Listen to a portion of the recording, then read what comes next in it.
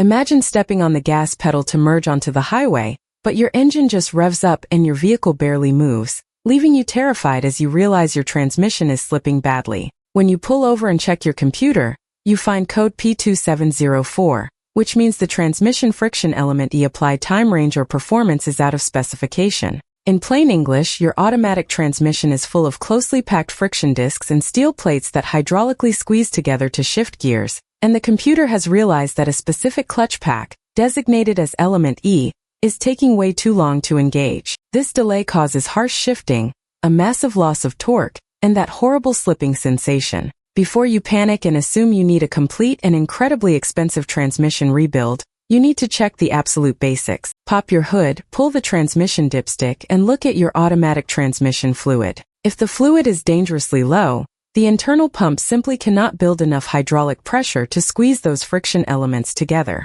If the fluid smells like burnt toast or looks pitch black instead of a healthy cherry red, your internal clutches might already be frying, or a clogged filter is starving the entire system. But here is an insider trick that even seasoned mechanics sometimes miss. You need to check your tires. Your transmission control module constantly monitors rotational speeds, and if you recently installed a mismatched used tire, or if one tire is drastically underinflated, the uneven wheel speeds can completely confuse the computer into thinking the internal transmission clutches are slipping. Always make sure your tires are exactly the same size and properly inflated before you start tearing into the transmission. If your tires and fluid are perfect, you might be dealing with a damaged wiring harness or a corroded junction connector on the outside of the transmission case that is messing with the electronic shift solenoids. Take your time, verify your fluid health, and rule out the simple electrical and rotational issues before you decide to drop the transmission pan.